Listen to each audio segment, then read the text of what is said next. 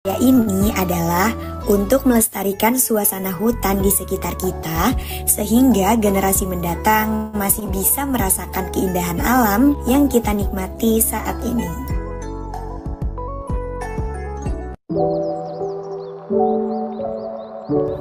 Ini adalah konsep green living, di mana setiap sisi rumah diisi tanaman dan satwa.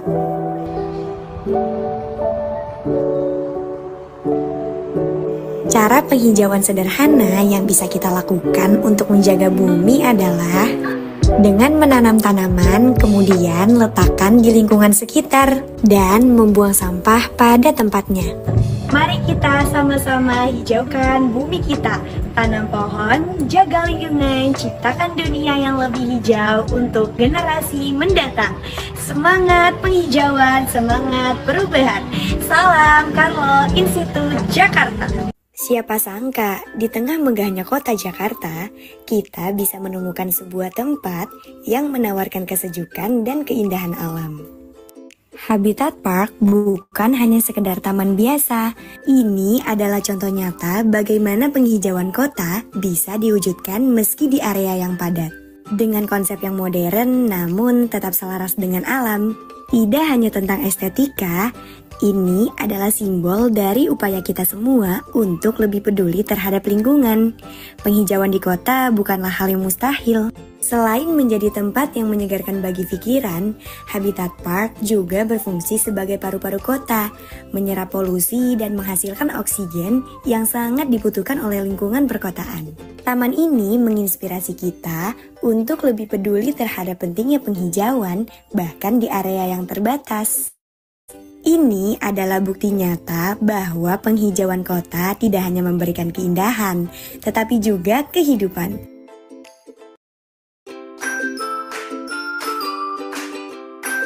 Ini adalah perkebunan kelapa sawit yang ada di Kota Bogor.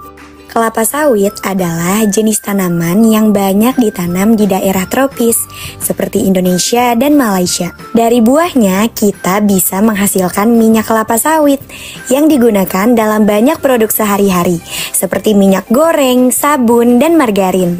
Kelapa sawit adalah tanaman yang sangat bermanfaat bagi kita semua. Dengan pengolahan yang baik, kita bisa terus menikmati manfaatnya tanpa merusak lingkungan. Di tiap helai daun kelapa sawit, tersimpan harapan untuk masa depan yang lebih hijau.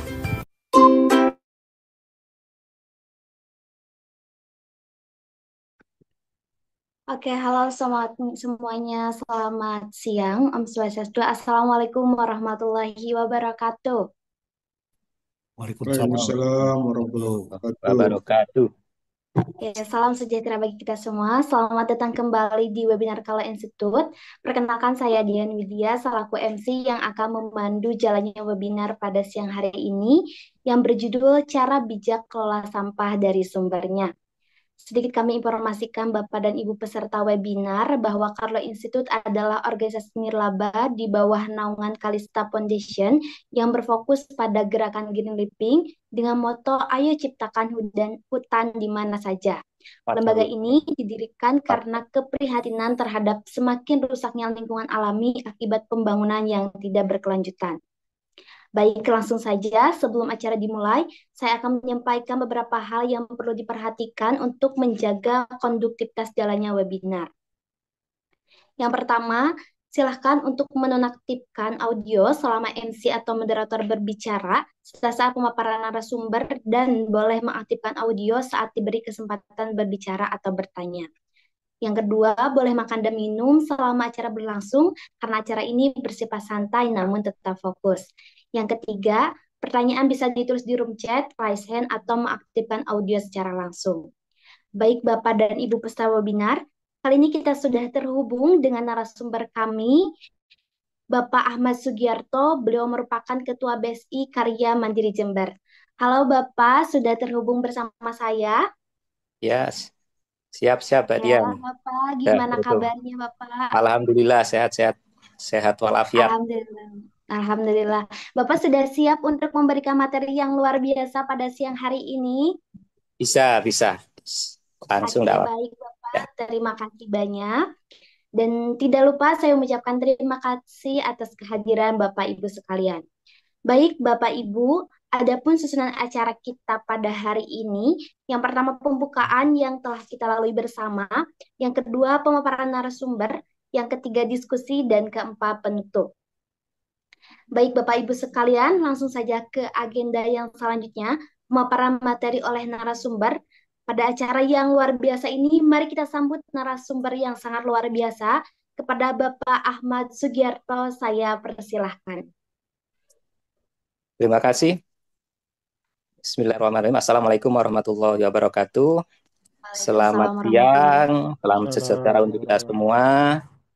Di bulan yang penuh berkah ini bagi umat Islam semua, semoga diberi kesehatan, dan bagi non-muslim semoga diberikan keberkahan dan kesehatan juga.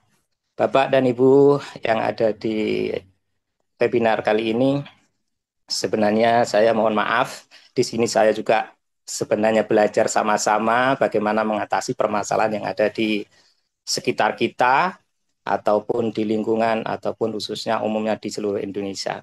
Pada dasarnya untuk permasalahan sampah itu semua merasakan di seluruh Indonesia, bahkan dari kelompok-kelompok masyarakat yang saat ini dominan dengan kawasan-kawasan kumuh yang dimana sifatnya masih belum bisa bagaimana mengelola sampah dengan baik.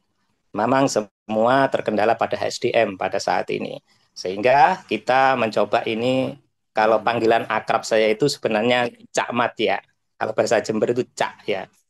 Jadi nama lengkapnya Ahmad Sugiarto kan gitu. Jadi Bapak Ibu ya, saya sampaikan bahwasanya untuk pengelolaan sampah secara mandiri itu yang paling kita harapkan kepada seluruh masyarakat.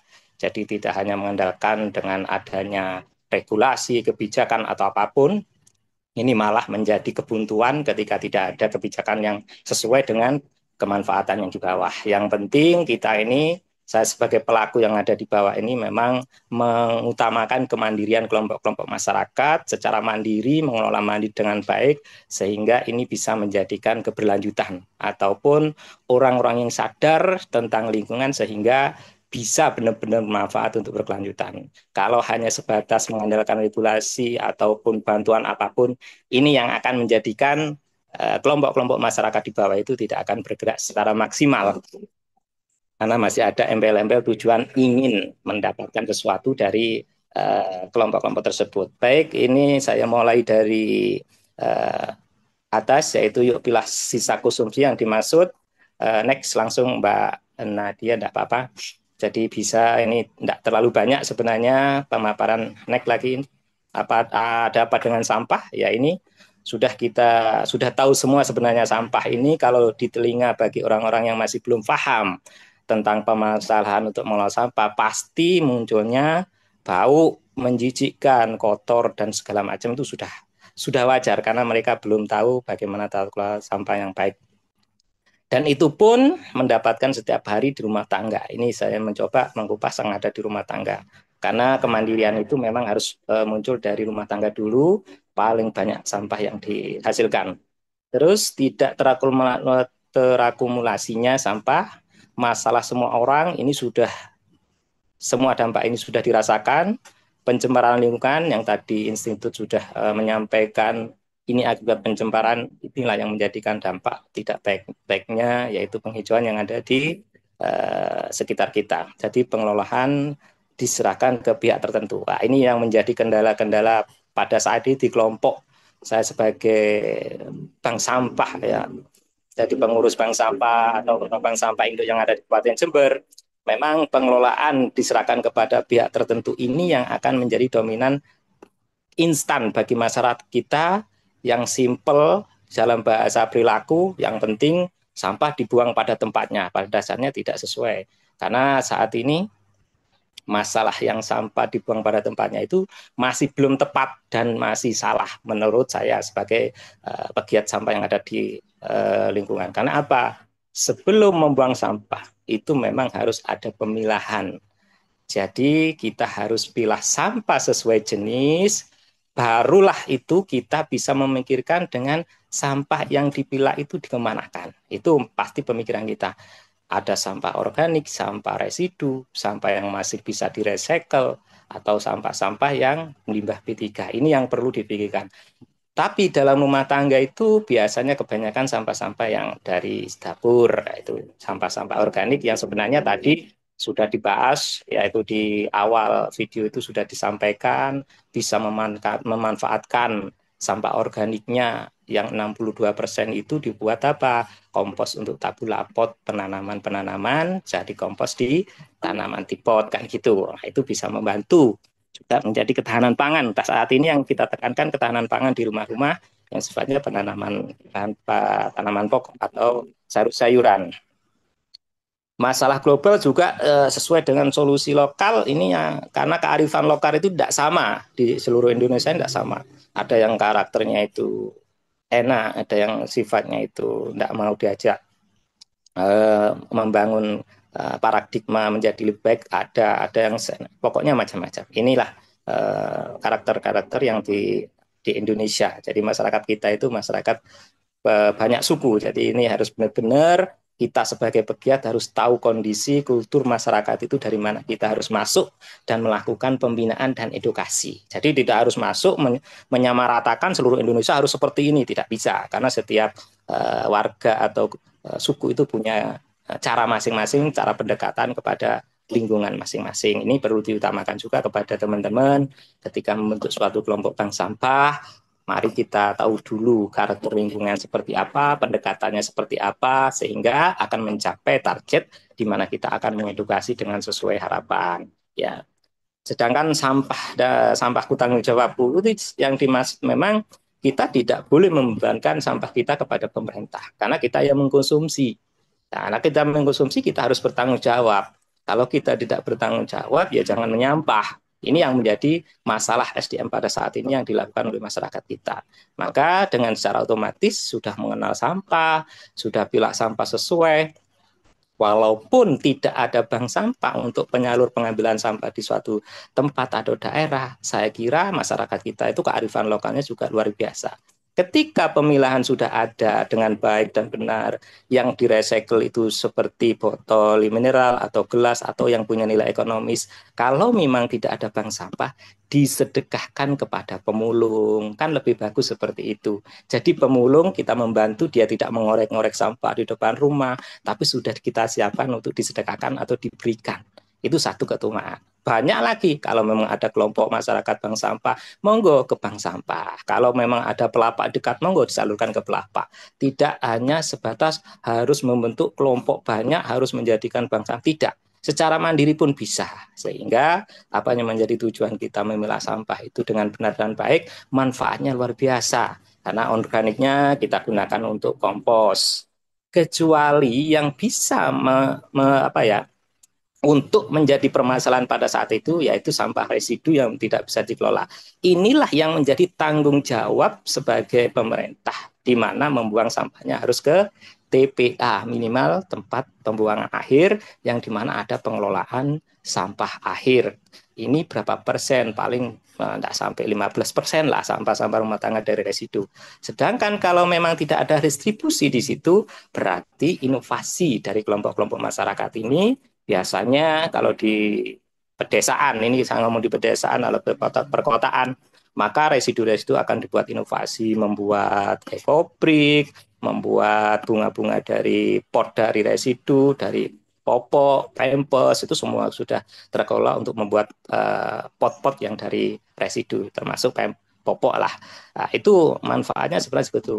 Mulai dari rumah, ya ini memang kita memang pada saat ini saya membicarakan tentang permasalahan ini yang paling banyak sampah itu memang dari rumah. Jadi dari rumah yang tidak bisa terkelola, hanya dibawa dijadikan satu, dibungkus kresek atau dibungkus, kemudian jalan dibuang ke tempat sampah, ke depo sampah, ke TPS. Bahkan ada yang paling sangat memprihatinkan, dibuang di saluran irigasi termasuk di sungai ataupun di afur, yaitu pembuangan ke sungai besar, yang dimana dominan ini akan menjadikan dampak kerusakan lingkungan. Kalau dibakar seperti itu pun juga membuat polusi yang sudah tidak baik. Next, Mbak. biar agak lebih cepat lagi, ya utamakan pada saat ini kita mempunyai metode 3A. Kalau di bank sampah ataupun di anak-anak kita terapkan yaitu 3R, reduce, reuse, recycle. Tapi kita mencoba mempunyai metode cegah yang pertama. Cegah dalam arti apa? Penggunaan sampah di mana kita kalau sudah tidak membutuhkan cegah sebelum kita membeli seperti di di Indomaret ataupun di mall-mall. Kalau memang kita punya tempat sendiri, cegah, tidak usah meminta lagi, kita membawa sendiri. Nah, dari asalnya cegah, kita mencoba tidak memungkinkan. Memang kalau memang sudah ada media yang sudah digunakan ulang-ulang, ini kan pencegahan untuk mendapatkan sampah lagi. Baru ke tahap pilah. Setelah pilah, nah, secara pilah itu sesuai jenis. Memang permasalahan di bank sampah pun di masyarakat ini yang menjadi masalah adalah pilah sampah sesuai jenis ini kadang tidak sesuai, kadang masih bingung lah, walaupun itu bank sampah. Tetapi ada sistem yang sifatnya lebih mudah untuk cara pilah sampah. Sebenarnya sampah yang kita gunakan, yang kita pegang sebelum jatuh ke tong sampah, dibuang ke sembarang, sebenarnya tong sampah itu masih bersih. Tinggal hanya bagaimana kita menempatkan sampah itu ke tempat yang bersih juga. Jangan di tempat yang kotor. Ini kesalahan saat ini kan, megang sampah bersih dijatuhkan di tempat yang kotor. Akhirnya ini yang menjadikan masyarakat tidak bisa untuk memilah dengan baik. Tapi kalau tempatnya bersih, sampahnya bersih, saya kira tidak jijik dan tidak bau kalau memang terpilah dengan benar. Jadi cara pilahnya ini, waktu dan durasi cara membuang sampah dengan sembarangan atau pilah itu sebenarnya sama. Yang tidak sama hanya kebiasaan kita. Jadi mudah-mudahan ini nanti dengan adanya teman-teman juga di sini sebenarnya sudah senior-senior semua. Kayaknya kalau Cak Ahmad ini masih baru muncul. Jadi ini lebih bagus kita sharing nanti bagaimana pengelola dengan baik. Dengan kata olah, di mana olah ini sebenarnya hasil akhir yang dilakukan dari rumah tangga itu berapa persen, yaitu biasanya kompos yang biasanya diolah, tetapi kalau yang anorganik itu biasanya ke bank sampah atau ke sedekah ke pemulung, sedekah ke kelompok masjid, karena di sini saya menerapkan di Kabupaten Jember banyak musola-musola atau takmir masjid atau kelompok-kelompok lembaga yang dimana itu semua mengandalkan sedekah sampah karena untuk membantu membangun suatu kegiatan sosial yang ada di kelompok-kelompok tersebut, baik di non-Islam ataupun di masjid, semua itu sudah ada. Dari kita binaannya banyak seperti itu. Dan alhamdulillah itu sudah bisa berjalan sampai saat ini. Next, Mbak Nadia, monggo, naik lagi.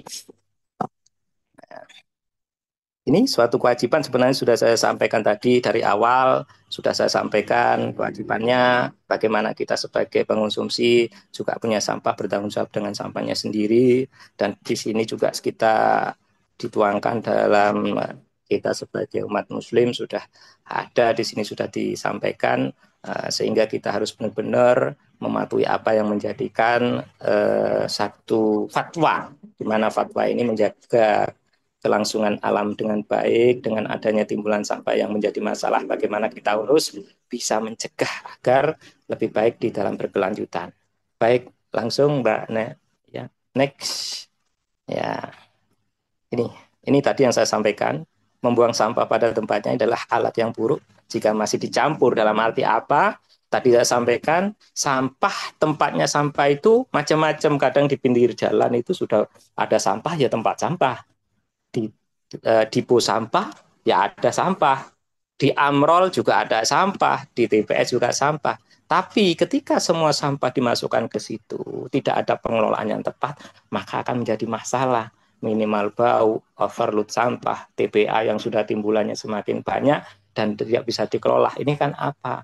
Pola-pola masyarakat kita masih menjadikan satu sampah karena dia itu restribusi sampah, membayar pengambil sampah, sehingga seenaknya dia itu menaruh sampah semuanya ke situ, padahal itu tidak sesuai. Kalau kita hitung-hitungan dengan kebaikan yang ada, kita mengelola sampah, manfaatnya adalah memilah sampah itu sebenarnya sangat menguntungkan bagi diri kita sendiri. Kalau hitung-hitungan secara ekonomis, itu kalau sampah kita buang dalam 1 bulan dengan restribusi yang kita berikan kepada pengambil sampah, saya kira itu lebih banyak sampah yang kita buang nilainya. Itu bisa lebih dari 50.000 tergantung dari pengonsumsi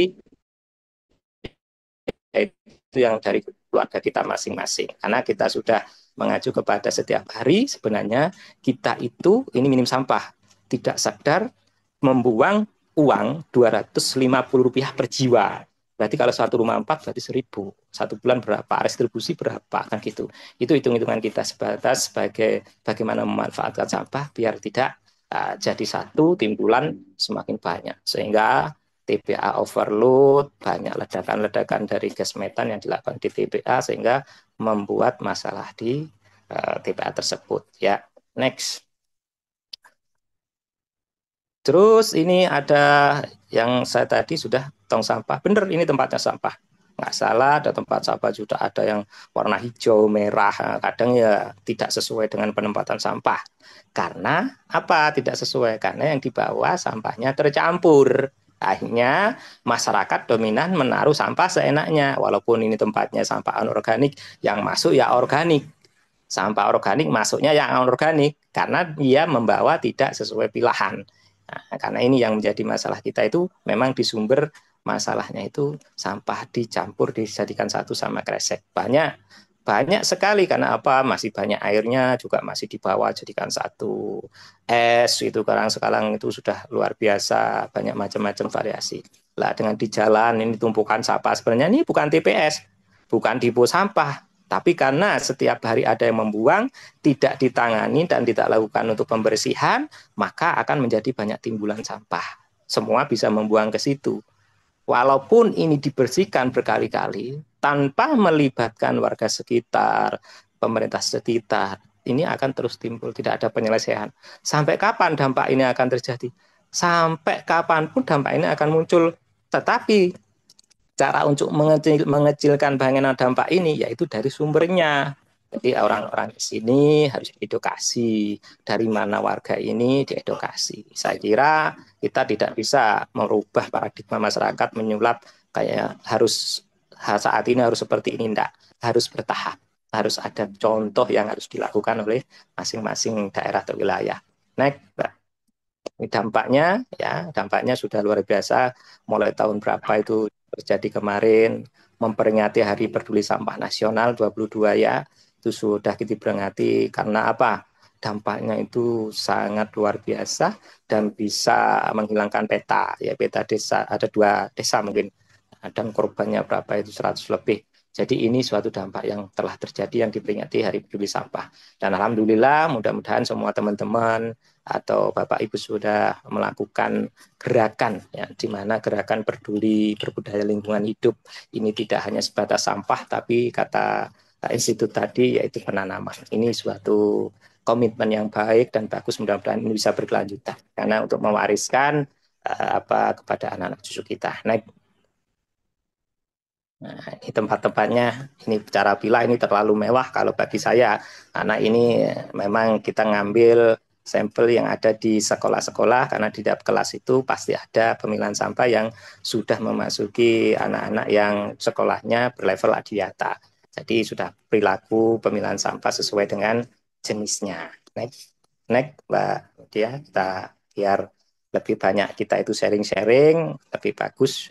Kalau hanya materi ini kan kayaknya bisa masih dipelajari bareng-bareng. Sumber sampah nasional ini yang paling dominan banyak kan ada sampah rumah tangga. Ini yang paling banyak. Maka paling nomor 1 memang SDM, yaitu dari sumber dari rumah tangga ini benar-benar terkelola dengan baik. Minimal ya inilah kemandirian, bukan kita mengandalkan harus ada campur tangan pemerintah yang akhirnya ini yang akan menjadi permasalahan tidak ada keinginan untuk merubah secara sendirinya. Jadi kalau kita pakai aturan langsung berubah, tapi berapa sih kemampuan peraturan itu untuk melakukan orang-orang berubah? Paling setelah peraturan habis. Tapi kemandirian inilah yang akan menjadikan dampak keberlanjutan walaupun tidak ada aturan, tidak apapun, tapi kita tetap melakukan kegiatan penanganan dan pengelolaan sampah baik gitu. Next.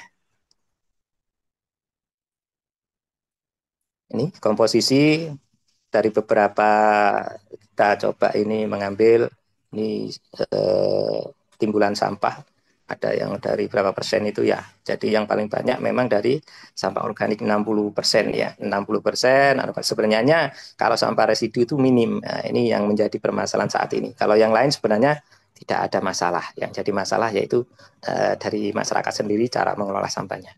Next, Mbak. Sisa konsumsi, di mana sisa konsumsi itu organik ini sudah terorganik secara pemilahan seperti ini. Ya, residu, ada anorganik ya. Kalau anorganik ini kalau sudah mengacu kepada teman-teman pegiat bank sampah, saya kira pemilahannya lebih banyak lagi, ada sampai 38 jenis, di mana menyesuaikan dengan jenis masing-masing sehingga mendapatkan nilai secara ekonomis lebih tinggi. Ya, itu dari sampah anorganik. Kalau organik sih itu walaupun tidak ada fermentasi secara alami, yang penting ada tempat yang di mana fermentasi bisa dilakukan. Dengan setiap rumah tangga mempunyai starternya, saya kira banyak dari rumah tangga, ada yang dari air cucian beras, ada yang dari E4, tergantung dari rumah tangga itu menggunakan starter untuk pembuat pengomposan.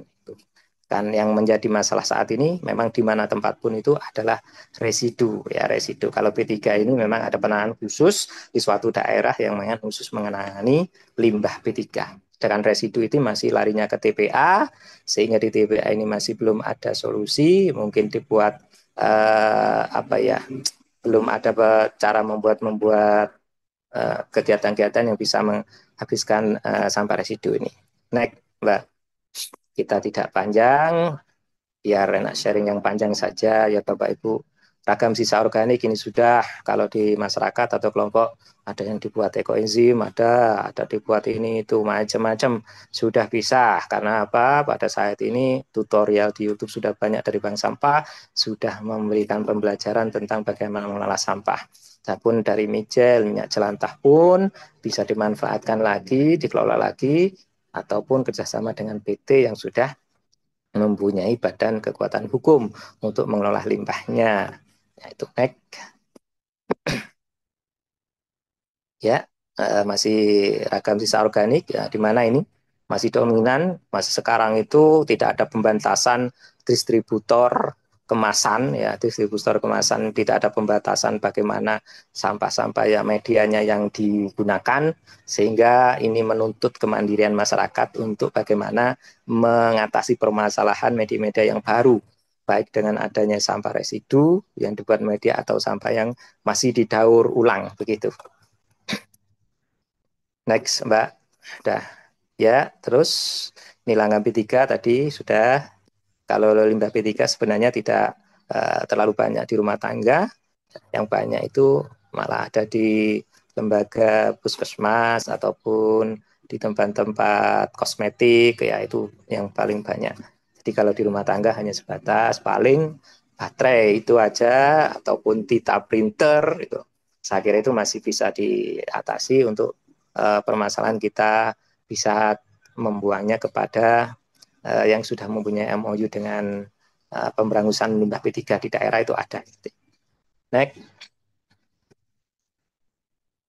Ya, ini tip memilah di rumah ya Bapak dan Ibu, ini sederhana sekali, tidak butuh tempat untuk membeli, tidak. Sebenarnya kita sudah setiap hari mempunyai kantong plastik atau kresek ataupun sejenisnya, itu bisa digunakan beberapa kantong plastik ditaruh di dapur, ada satu khusus organik, jadi jangan dicampuri plastik. Kalau organik ya khusus organik, kalau residu ya khusus residu.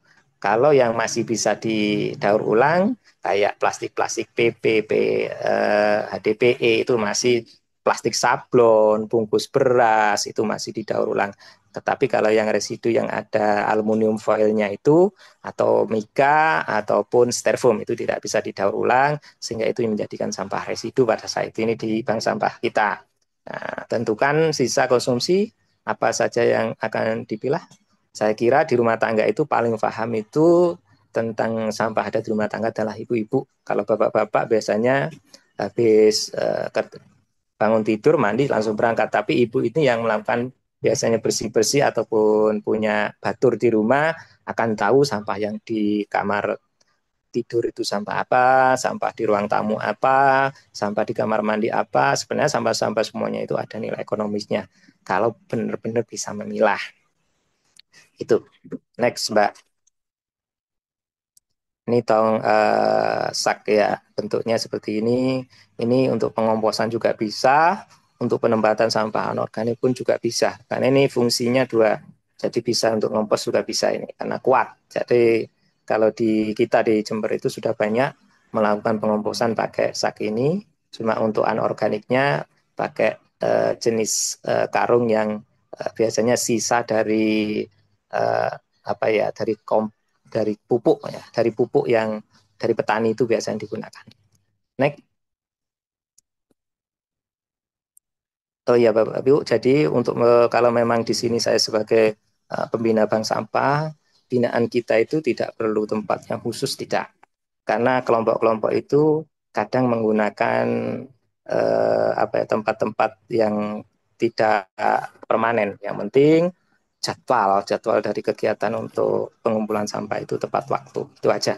Kalau ada bank sampah, kalau tidak ada bank sampah, yaitu lagi kembalikan kita berbagi kepada pemulung atau setiap minggu sekali atau beberapa hari sekali bisa diambil. Ini contoh pilihan mulai tadi sudah kita berikan Bapak Ibu, nanti bisa diambil, ada botol, ada semua. Sebenarnya sampah itu semua manfaat karena kelihatan dicampurnya itu tidak manfaat. Next.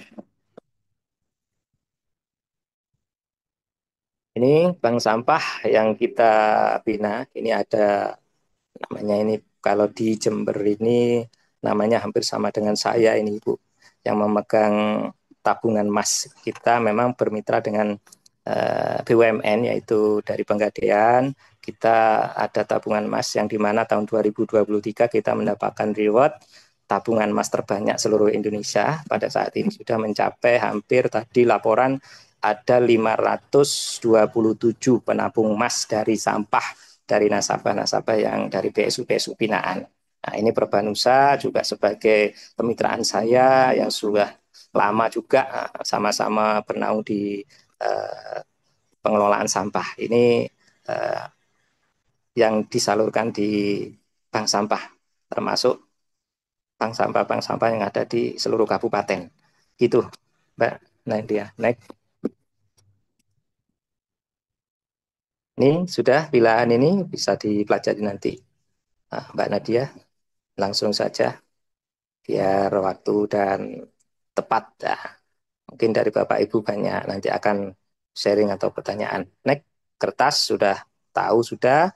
Ini beling kita di sini juga memanfaatkan untuk mengambil, karena bedanya bank sampah dengan pelapa itu jauh. Kalau bank sampah kita itu mengambil semua sampah, walaupun nilainya kecil tetap kita ambil. Tapi kalau pelapa secara item kan ada yang ambil khusus ini, khusus ini, khusus ini. Jadi dia tidak bisa mengambil dalam satu global semuanya, tidak bisa. Maka dari kita ini sebagai bank sampah induk mengumpulkan kemudian memilah, dan di sini kita terapkan pemilah langsung masuk ke proses giling. Jadi enggak kotor lah, jadi langsung ke proses giling dari bank sampah induk. Siap, next.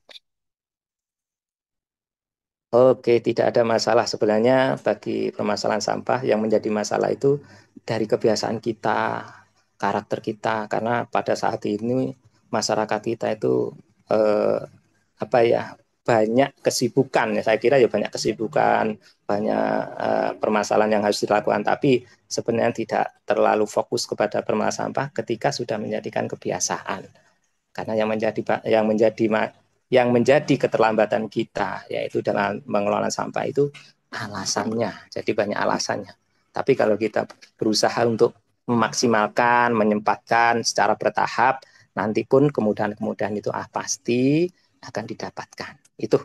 Nah, jadi mulai saat ini mari kita sama-sama belajar bertahap. Tidak harus langsung 100% bisa mulai, tidak. Semua itu tahapan, di mana itu ada kekurangan atau apapun itu diperbaiki. Tapi kalau memang ini permasalahan yang nantinya dominan akan menjadikan permasalahan ke depan, mari kita sekarang berjuang untuk memberikan kemanfaatan keberlanjutan kepada generasi yang akan datang.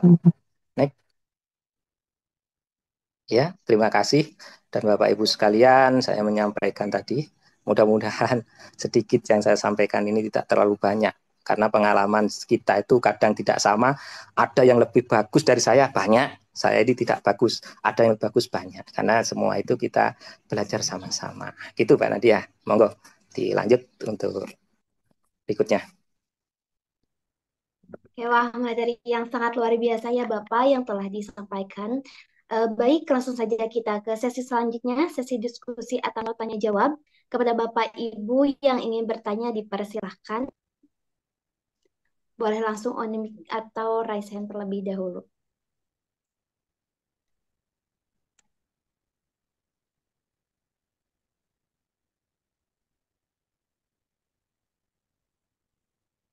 Oke, izin Bapak mungkin saya izin membacakan tadi ada yang bertanya di kolom chat ya.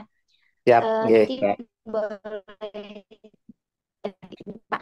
Ini pertanyaan Suaranya, berbagi dengan mulai suaranya, dari masyarakat. Oh iya, izin Bapak, suaranya Pak. suara saya masuk. Oke, cek suara saya sudah masuk kembali. Sudah Pak. Oh, oke, oke. Eh, izin Bapak Farizal, apakah mau menyebutkannya saja? Saya sudah raise hand. Mangga Bapak. Baik, terima kasih Mbak. Boleh bertanya ya Mbak? Iya, di Bapak, silakan. Ya, oke. Baik. Assalamualaikum warahmatullahi wabarakatuh. Eh, Terima kasih Pak Ahmad Sugiarto membagi sharing pengalamannya, gitu ya, yang luar biasa. Jadi memang saya kebetulan dosen perguruan tinggi yang concern terhadap sampah gitu ya. Dan selalu mengajarkan kepada mahasiswa bahwa kita harus bisa mengelolanya dengan baik. Kalau perlu zero, apa namanya, zero, apa namanya, dari sampah ini kita manfaatkan gitu ya. Kalau bisa jadi produk gitu ya. Jadi memang kebetulan juga saya lama di negara maju gitu. Kalau di sana itu betul-betul mereka itu membuat produk, katakanlah pupuk organik dari sampah yang ada, sampah kota, terutama dari bekas konsumsi masyarakat gitu ya. Itu mereka benar-benar sudah dipilah gitu ya di awal. Kemudian di Tokyo gitu ya.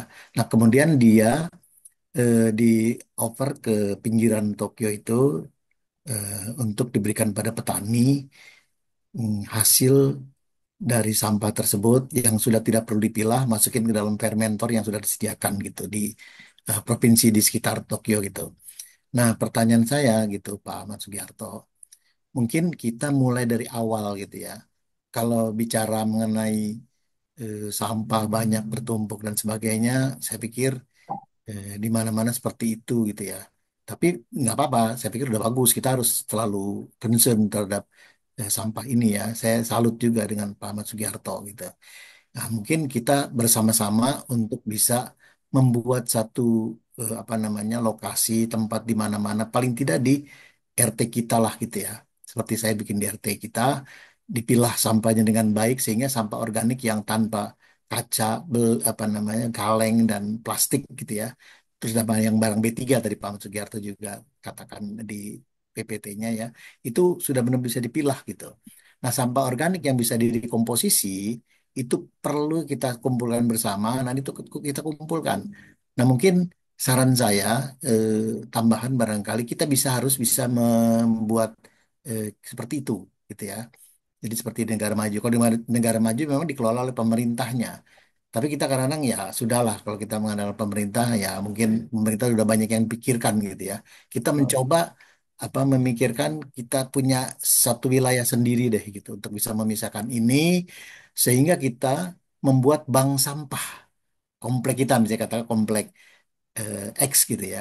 Jadi ini ada eh, bank sampah di komplek kita, bisa kita kasih kemana-mana, atau kita bikin satu proses dekomposisi sendiri gitu di dalam komplek kita ini, sehingga kita bisa kasih petani dan sebagainya. Kita kasih, karena ini memang kan gratis gitu ya, dan sampahnya kita kasih. Jadi insya Allah, apalagi di bulan Ramadan ini, bisa amal yang terbaik lah insya Allah buat kita semua yang sudah bisa pertama memikirkan pengolahan sampah, supaya jadi zero gitu ya dan kemudian juga bisa memberikan amal baik untuk petani gitu. Kira-kira gitu Pak Ahmad Sugiarto, ya, usulan saya barangkali. Makanya tadi saya tanya juga di kolom chat, apakah kita bisa seperti itu gitu. Dan saya pikir bisa lah. Tapi nggak usah besar-besar lah negara levelnya, tapi level di sekitar kita saja lah, barangkali begitu. Itu barangkali pertanyaan. Terima kasih Pak Ahmad Sugiharto. Terima kasih juga. Siap. Ya. Ya. Assalamualaikum warahmatullahi wabarakatuh. Waalaikumsalam warahmatullahi wabarakatuh. Bisa langsung tak sharing kayak Mbak Dian ya. Ya. Boleh, boleh. Ya, terima kasih Pak dosen. Memang harapan kita kalau di Jember saya punya kelompok punya binaan BSU di Politeknik di UNED Jember sudah ada bank sampahnya. Dari teman-teman mahasiswa sudah bisa mengelola sampahnya, yang ada nilai ekonomisnya kita ambil, yang residu ada di TPA dan ada inovasi juga. Dan alhamdulillah kita mempunyai binaan juga. Saya juga sebagai pembina desa Beseri yang ada di Kabupaten Jember. Di satu desa itu sudah ada tidak ketergantungan lagi dengan pupuk yang langka, di mana dari petani sudah bisa secara mandiri memberikan membawa kompos organiknya ke sawah-sawah sendiri ya. Jadi di petak-petak sawah itu dia mempunyai lubang di mana di situ akan ditempatkan yaitu sampah-sampah organik yang dari rumah, dibawa dari rumah, kemudian ditaruh di situ, kemudian fermentasinya secara alami dengan air cucian beras, E4, tetes atau apapun. Jadi sehingga pada waktu mengairi maka sumurnya itu di tempat sumurnya itu masuknya air lewat situ sehingga secara alami dia itu bisa menjadikan pupuk organiknya. Jadi lama-lama juga insya Allah akan mengurangi sampah pupuk yang kimia seperti itu.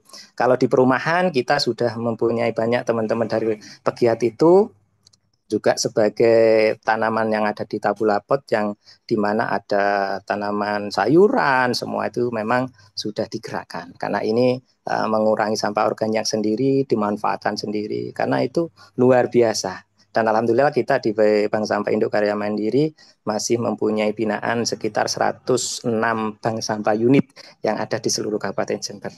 Gitu Bapak dosen, mudah-mudahan nanti dukungan dari akademis paling sebenarnya paling dominan yang harus menyuarakan ini dari anak-anak akademis karena mereka itu punya of the power-nya luar biasa. Kalau kita ini kan sudah di atas orang milenial, bukan milenial lagi ya. Kalau ya kita ini sudah yang paling keinginan tinggi tapi powernya tidak ada kan gitu. Jadi mudah-mudahan nanti dengan Pak dosen bisa memberikan satu masukan atau dari anak-anak itu bisa menjadikan satu kegiatan yang positif untuk berlanjutan. Terima kasih Pak dosen Pak Fafidel.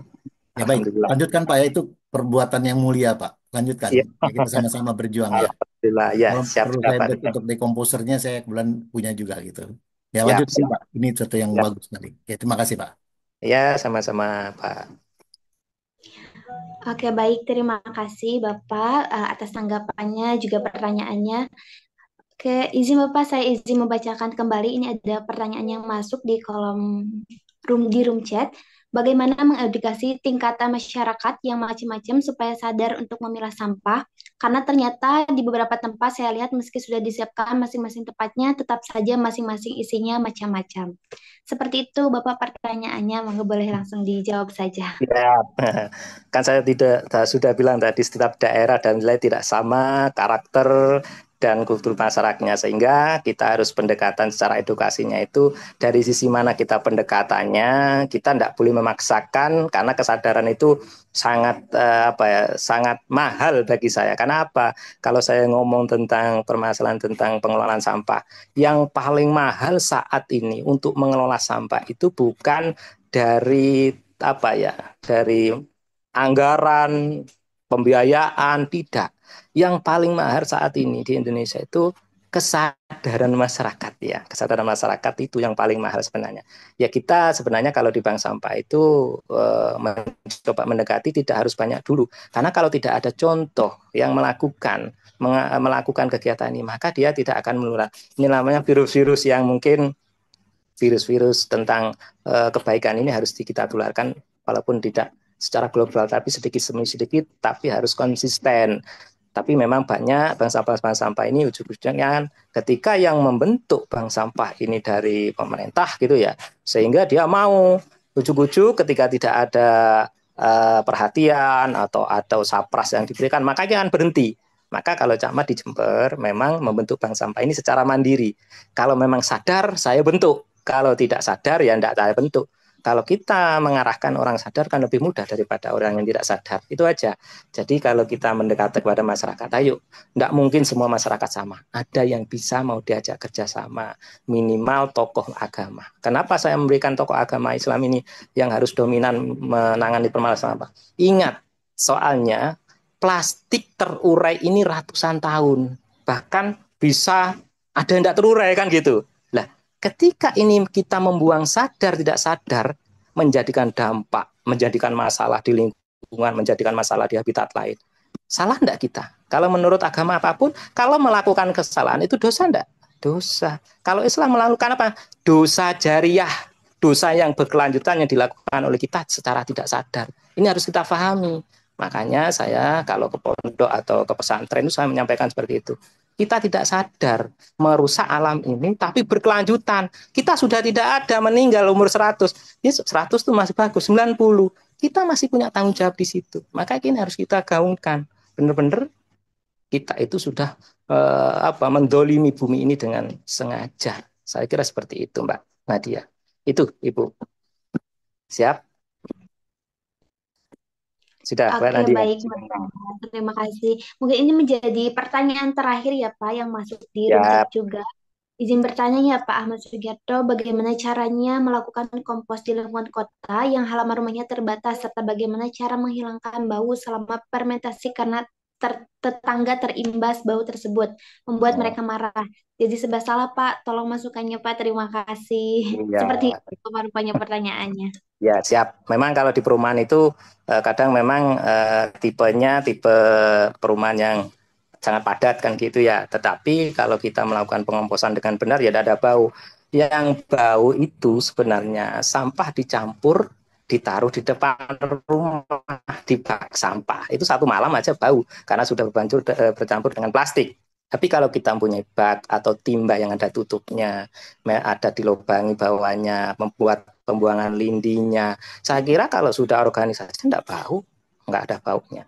Nah, yang bau itu karena sampah yang terbuka tidak ada fermentasi, tidak ada apa itu cara bagaimana membuat komposter ya tetap bau. Apalagi di Jember ini ada teman-teman dari Bank Sampah Unit itu sudah membuat apa ya namanya sampah organik dibuat pakan magot itu ada sudah ada. Tapi ya itu masih ada baunya. Walau magotnya yang karena sampahnya terbuka, tidak tertutup kan gitu. Tapi kalau untuk pengomposan memang harus bisa mempunyai tempat yang sebenarnya tertutup, tapi bawahnya ada pembuangan lindinya nanti secara otomatis dibuat penyiram untuk tabula pot ataupun tanaman yang di dalam pot. Sebenarnya ini dari cara kita teknis aja di lapangan seperti apa. Karena bau bisa menghilangkan bau bisa. Kita sebagai bank sampah itu semua itu bisa membuat ekoenzim. Ekoenzim itu juga memudahkan tidak bisa bau juga karena bisa membersihkan kamar mandi, toilet. Sebenarnya banyak manfaatnya.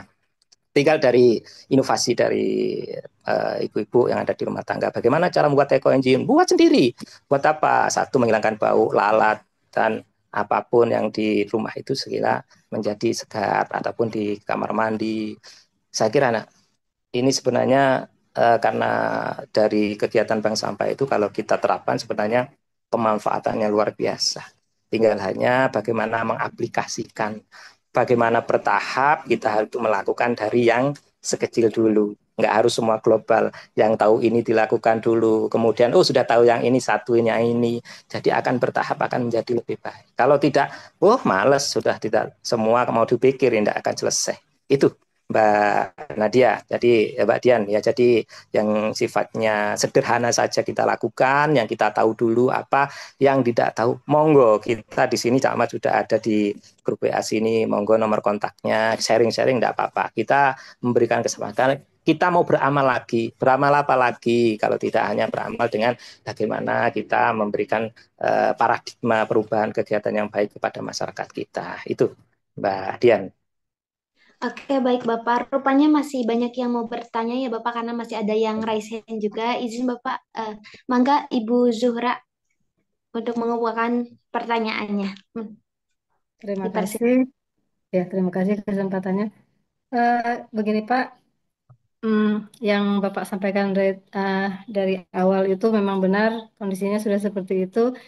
Nah, yang saya langsung ke tujuan, apakah ada FS yang bisa kami pedomani jika kami ingin membuat atau mencarikan investor atau sebuah investasi di daerah, eh, supaya kami punya gambaran berapa bagaimana kelayakan usaha yang bisa kami lakukan dari sampah ini.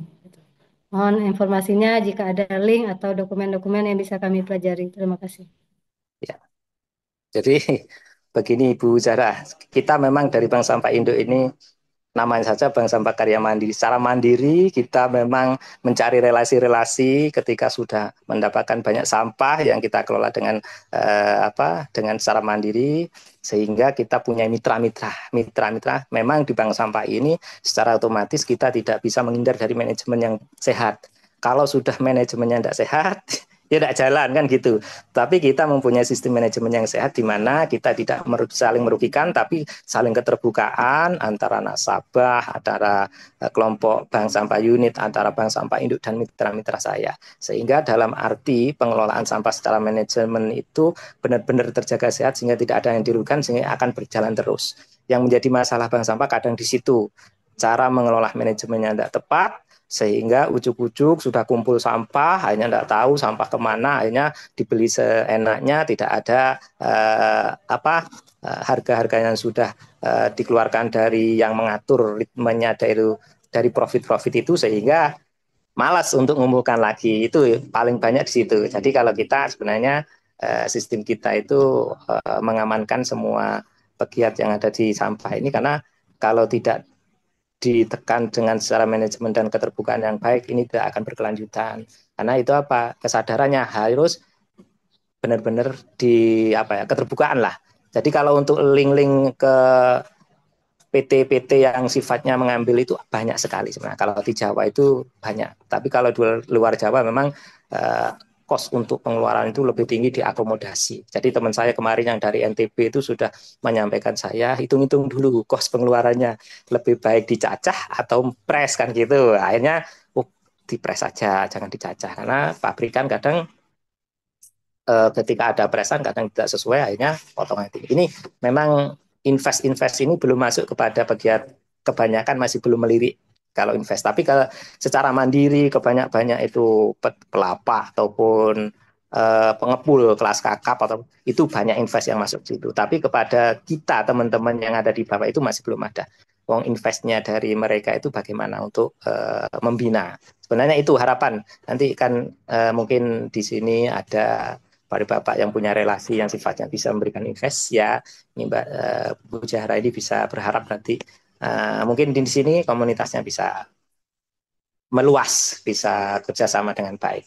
Itu saya kira kalau sudah sesuai dengan harapan, dengan masyarakat bisa disejahterakan dengan adanya kegiatan seperti, saya kira sudah akan berjalan dengan baik. Begitu Mbak Zahra.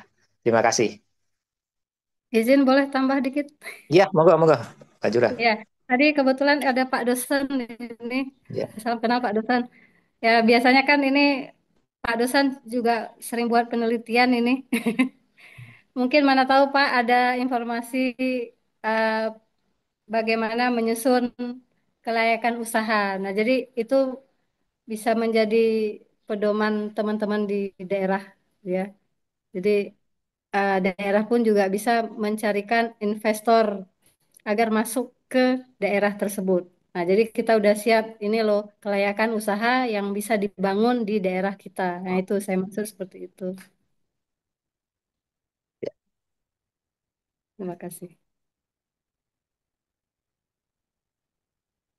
Ya.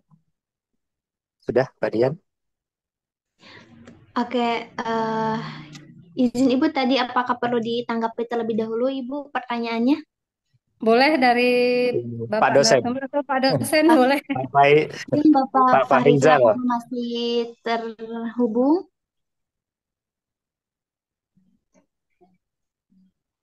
Izin Bapak, sepertinya Pak Kayaknya sudah. Fahrizal sudah tidak terhubung. Ya, Atau ya, Ya, barangkali, ya oh iya gimana? oh, ada Kenapa Mbak? izin Bapak tadi ada pertanyaan dari Ibu Zuhra terkait ide untuk kelayakan usaha di setiap daerah ya. Ibu seperti itu ya Ibu Zuhra. Iya, maksudnya kalau selama ini kan investasi sektornya banyak tuh sudah perkebunan, industri macam-macam gitu. Nah, ke depan kan bisa saja nih ada investor yang mau masuk ke tempat kita terkait pengelolaan sampah. Nah, kita kan daerah pasti butuh apa studi kelayakan untuk eh, mendirikan sebuah pabrik sampah, pengelolaan sampah gitu. Nah, mana tahu Pak dosen ada saran, masukan atau link yang bisa diinformasikan ke kita. Terima kasih. Oh, ya baik. Pak Ahmad Sugiharto tadi sudah jelaskan juga ya. kurang kurang begitu mantap loh Pak. Kalau jenengan kan dosen lebih mantap lagi. Kan Baik. gitu bicara. Jadi gini, sebetulnya saya udah banyak bekerja dengan itu gitu ya kepada perusahaan-perusahaan yang menghasilkan limbah ya, terutama sawit. Limbahnya banyak ya, ada limbah padat, limbah cair gitu ya. Kebetulan ya, alhamdulillah saya konsultannya di situ. Nah, kata kuncinya Bu Zura, jadi yang pertama adalah bahan limbahnya. Tadi Pak Ahmad Sugiharto sudah katakan dan saya juga sudah katakan, jangan isinya itu ada tadi misalnya kaca, besi, plastik. Tadi plastik sudah dibahas oleh Pak Ahmad Sugiharto. Kemudian juga B3, bahan bahaya beracun gitu ya, jadi tidak boleh. Jadi semuanya adalah bahan yang bisa didekomposisi. Artinya apa? Bisa diurai. Kalau bahasa ini ya, bahasa lapangnya. Itu yang penting. Satu, bahannya jadinya.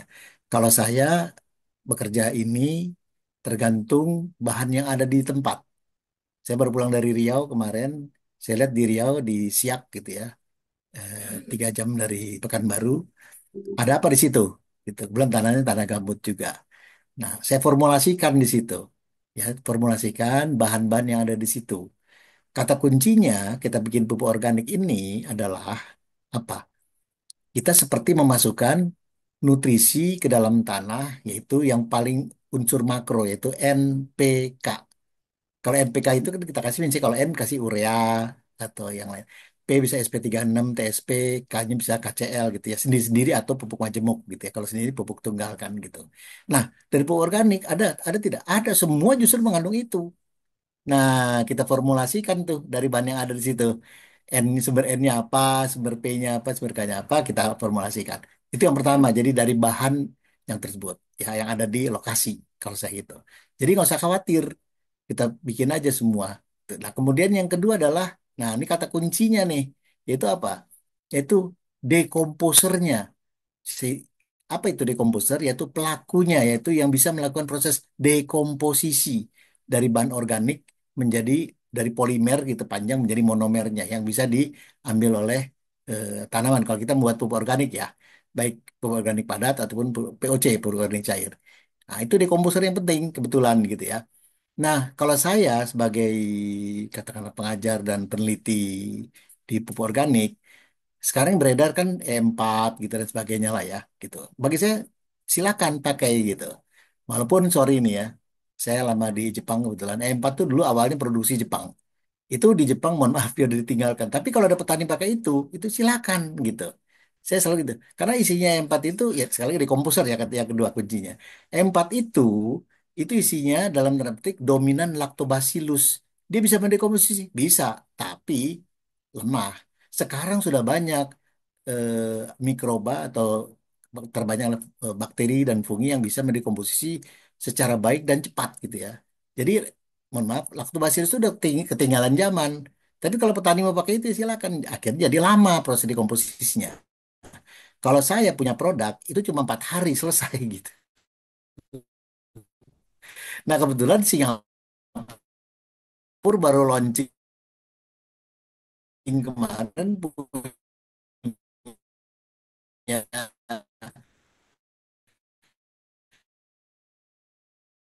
proses zaman dekomposisi nya Pak. apa yang ada di lokal gitu ya. Nah, kemudian dengan tadi sistem formulasinya, terus yang kedua adalah dekomposernya. Nah, mungkin mohon maaf nih Bapak Ibu yang ada di sini, mungkin Pak Ahmad Sugiharto, eh, kita kebetulan sudah punya produk ya. Kalau mau pakai silakan ya. Kalau mau beli di Shopee produk kami itu ada 69.000 sih harganya ya. Tapi kalau beli di saya kasih diskon lagi gitu. Sorry, mohon maaf, bukan promosi. Isinya 9 mikropotensial. Yaitu bisa buka di Google, yaitu Profibio. PRO ya, PI Profibio. Jadi klik aja di Google Profibio, itu pupuk hayati dekomposisi yang terbaik. Dan kebetulan di Kementerian Pertanian ini salah satu, bukan salah satu, memang pupuk hayati terbaik ya di se-Indonesia. Bisa kalau mau pakai ini, saya pakai ini selalu di mana-mana keliling Indonesia, baru dari Riau, Medan kemarinnya keliling tuh, dan Palembang, Banyuasin dan sebagainya saya pakai ini. Nah, ini jadi perlu kita pakai. Tapi saya kalau memang Bapak Ibu mau pakai yang lain, silahkan. Kan gini, dekomposer itu sudah ada standarnya kan, katakanlah SNI-nya dari Kementerian Pertanian kan gitu ya, yaitu berupa permentan. Mungkin Bapak Ibu bisa buka di Permentan nomor 1 tahun 2019. Dan pengembangannya lagi Permentan sorry lupa, 216 tahun 2019 juga. Nah, itu di situ ada standarnya.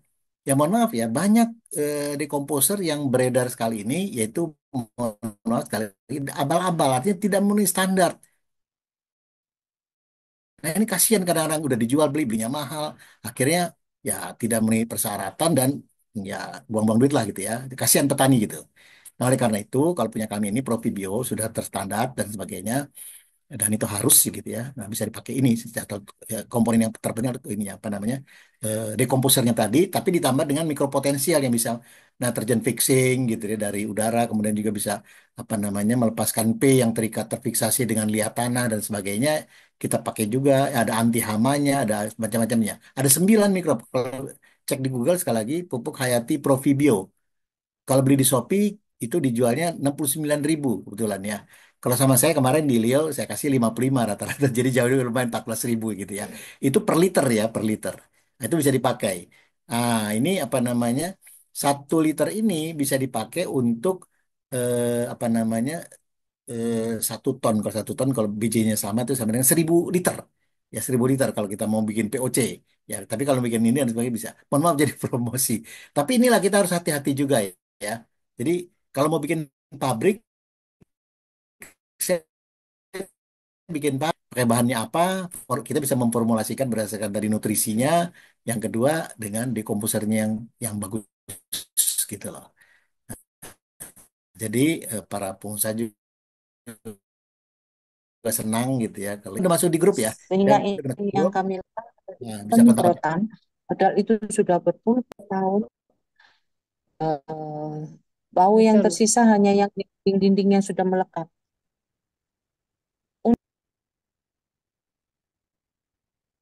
Halo, ini Bu Kristiani. Iya Pak, nanti kita lanjutkan Lanjut eh, diskusinya di grup saya masuk WA. grup, saya udah masuk grup kebetulan ya. Kalau yang bisa saya bantu lah gitu. Ya Pak, Itu siap Pak. barangkali. Makasih. Oke, terima kasih ya semua. Thank you. Assalamualaikum warahmatullahi wabarakatuh. Oke, baik. Terima kasih Pak Fahrizal atas masukan dan juga tanggapannya. Oke, baik Bapak dan Ibu sekalian, karena kita keterbatasan waktu, untuk sesi diskusi ini kita cukupkan sampai di sini. Mohon maaf apabila ada pertanyaan yang belum terjawab. Silakan bagi yang belum terjawab ataupun yang masih penasaran terkait cara bijak olah sampah dari sumbernya, boleh untuk masuk grup eh, ke link yang sudah di-share di room chat. Oke, baik. Sebelum acara yang luar biasa ini ditutup, kepada narasumber bisa memberikan closing statement terlebih dahulu kepada Pak Ahmad Sugiarto, disilahkan. Terima kasih Mbak Dian. Kami sampaikan terima kasih kepada Bapak dan Ibu semuanya, saudara-saudara semuanya. Semoga ini juga menjadikan nilai amalan ibadah kita semua untuk melakukan hal lebih baik ke depan. Mudah-mudahan apa yang menjadi permasalahan kita akan dimudahkan menjadi semudah-mudah mungkin dan seringan dengan mungkin. Dari saya, apabila ada satu hal yang kurang begitu dipahami ataupun salah, saya mohon maaf sebesar-besarnya. Ya, mari kita mulai bijak mengelola sampah dari diri kita sendiri, baru kita memberikan contoh kepada orang lain, baru mengajak. Itu dari saya akhiri. Assalamualaikum warahmatullahi wabarakatuh. Salam 3R. Waalaikumsalam warahmatullahi wabarakatuh. Baik, Waalaikumsalam. luar biasa sekali. Terima kasih banyak Bapak telah meluangkan waktunya untuk menjadi narasumber di Carlo Institute. Semoga apa yang telah disaringkan tadi dapat bermanfaat untuk kita semua. Sedikit informasi tambahan dari kami bahwa Carlo Institute saat ini sedang mengkampanyekan gerakan manusia hidup berdampingan alam melalui kegiatan bagi-bagi bibit, rilis burung, hingga mendorong komunitas untuk menanam pepohonan di sekitar rumah.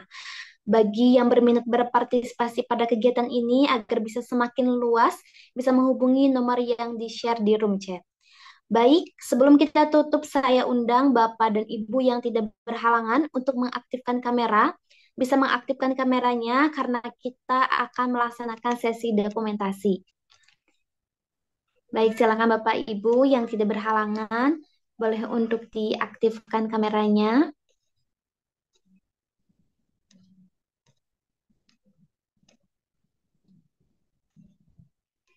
Oke, saya izin memandu untuk dokumentasi kali ini. Boleh gaya formal terlebih dahulu. Yang pertama, baik, 1, 2, 3.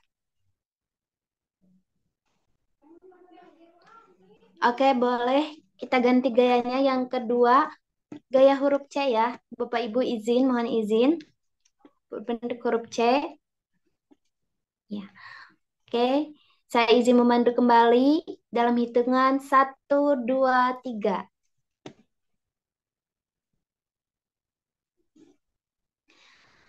Oke, baik. Alhamdulillahirrabbilalamin. Selesai sudah acara kita yang sangat luar biasa. Kami ucapkan terima kasih kepada narasumber kami yang luar biasa, Bapak Ahmad Sugiarto, serta seluruh peserta webinar yang sangat interaktif hingga akhir sesi. Sebelum ditutup, kami mohon maaf apabila ada hal-hal yang kurang berkenan. Semoga acara pada hari ini bisa menginspirasi kita semua. Saya Dian Widya, izin pamit. Wassalamualaikum warahmatullahi wabarakatuh. Sampai jumpa di webinar selanjutnya. Waalaikumsalam warahmatullahi wabarakatuh. Thank you. Menurut kamu, sukses itu apa? Menurutku, sukses itu bisa membuat papa mama bahagia. Kalau kamu? Menurut aku, sukses itu bisa membuat kita bahagia. Kalau kamu? Kalau aku sih bisa masuk surga.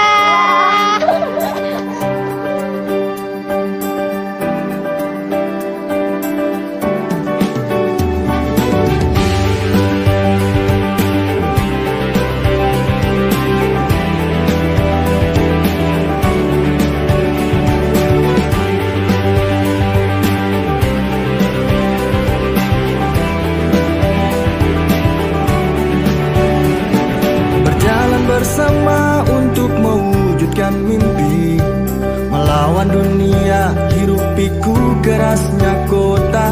Berlari-lari kita tantang badai yang datang, singkirkan batu terjal yang menghalang.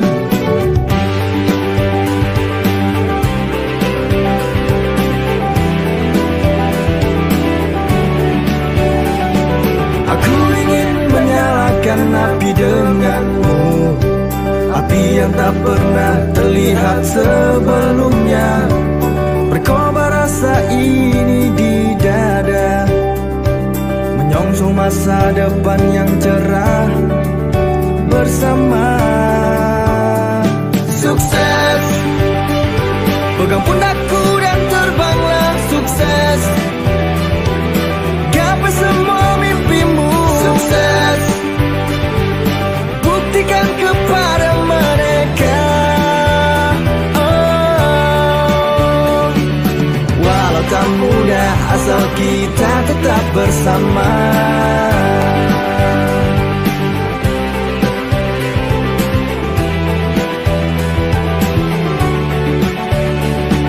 Aku ingin menyalakan api denganmu, api yang tak pernah terlihat sebelumnya.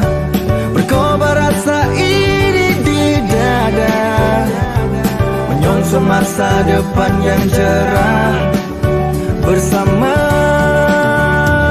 Sukses, pegang pundakku dan terbanglah sukses. Gapai semua mimpimu, sukses. Buktikan kepada